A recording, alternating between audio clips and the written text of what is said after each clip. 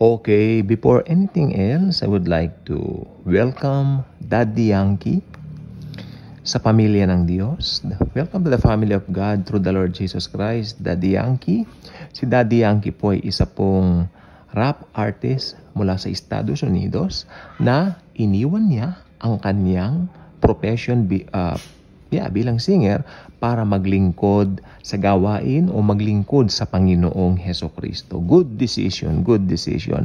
Sabi po ng Bible, seek first the kingdom of God and all these things shall be added. Alam po ba ninyo, ang maganda po sa pagiging born again Christian, pag nakilala na natin si Jesus at naging born again na tayo, alam natin na yung mga kinahuhumalingan ng mundo, yung mga pinupurso ng mundo, yun po ay ia-add na lamang sa atin. Ina-add lamang yan. Okay? Dahil alam ng Panginoong Hesukristo, alam din naman natin na lahat ng bagay lumilipas. Hindi natin pwedeng gawing everything o lahat-lahat sa atin ng mga bagay ng mundo sapagkat lahat po ng yan ay dilipas. Kahit gaano kaganda ang kotse mo, ang bahay mo, achievements mo, lahat po yan ay lilipas. Kaya, good decision, Daddy Yankee. Welcome to the family of the Lord Jesus Christ. Anyway, si Daddy Yankee po ang may hawak ng longest running number 1 sa Billboard Hot 100, yung Despacito, na ito po ay nag-chart way back 2016. Proceed na po tayo sa topic natin. Medyo mixed emotion ako this morning. Meron pong nangangaral dito po sa YouTube. Actually,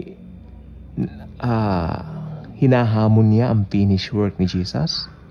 Parang, sabi niya, akala kasi ng iba, sabi niya, ang pinatawad lang. Ay, sabi niya, akala kasi ng iba, pinatawad lahat ang kasalanan nila. Hindi, sabi niya. Ang pinatawad lang daw ay yung past sins natin. Pero yun daw iba, you have to work for it. At na-realize ko po na siya po ay member ng isang kulto na yung kultong yan, tinatag po ng isang witch. Alam niyo yung witch? Yeah, parang witch ang tawag sa kanya. Ewan ko lang po dahil marami pong, hindi ko na po papangalanan yung sekta na yan. Pero kulto po yun. Nakakalungkot for them. Pag nakakarinig po tayo ng mga ganun, wag natin patulan. Pero ako po may tendency kanina, ganda ng gising ko and then pinanood ko, akala ko kasi Christian vlog, nalaman ko, wala pa siguro 2 minutes na nagsasalita siya, alam ko kulto na Paul. Okay? Sapagkat nakalagay po talaga sa Bible, lahat ng kasalanan natin, past, present, future, pinatawad na pong lahat by the blood of the Lord Jesus Christ. Kasi very powerful po yung blood ni Jesus para magpatawad ng ating mga kasalanan. At hindi na po ako gagamit ng iba pang talata, isa lang. For God so loved the world that He gave His only begotten Son. Whosoever believeth on Him will not perish. Makinig po mabuti. Will not perish, but will have everlasting life. Ngayon, ilagay natin yung konsepto ng sinasabi niya na ang pinatawad lang daw yung past sins mo. Pagkatapos yung susunod daw, you have to work for it. E di masisira yung not perish dun sa talata. Hindi po ba? Kasi ang sabi dun sa talata, ang maglalagak sa Panginoong Hesukristo ng pananampalataya, hindi na magpe-perish. Tapos kung itutuloy mo yung basa sa 17, sabi niya, hindi dumating ang anak ng tao sa mundo para hatulan ng mundo, kundi para iligtas ito.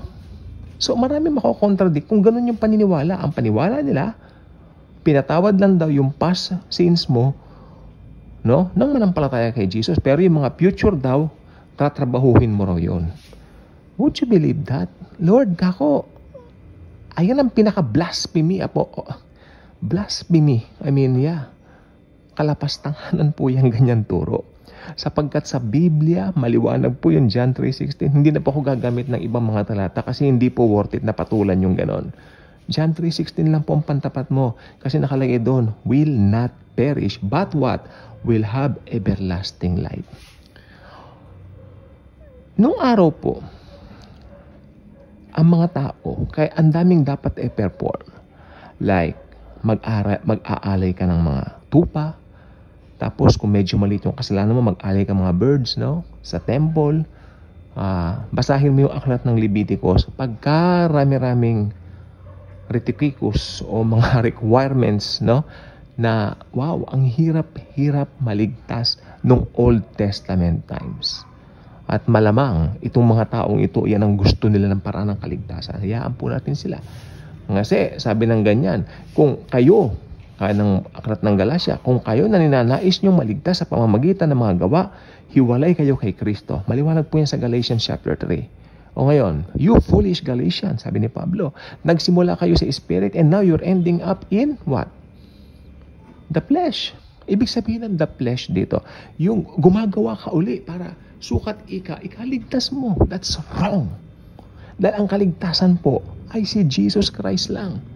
Kaya pag nabasa mo ang Book of Leviticus na pagkahirap-hirap para Leviticus, tapos tumalong ka sa Book of Hebrews, makikita mo na ang Panginoong si Kristo lang kaligtasan, magpapasalamat ka talaga. You will end up thanking Jesus and say, Lord, Jesus, thank you very much po. Sapagkat dahil po sa inyo, dumali ang lahat. Yes, thank you kay Jesus. Madali bang maligtas? Yes, sobra. Pero, bakit madali po ba ang maligtas? Alam niyo kung bakit? Sapagkat walang kasing halaga. Very precious yung buhay ni Jesus. Dahil walang nilalang sa mundo ang pwedeng magligtas sa kanyang sarili. Maliban sa Panginoong Jesucristo lamang, ang tanging pwedeng magligtas sa mga tao. Di ba?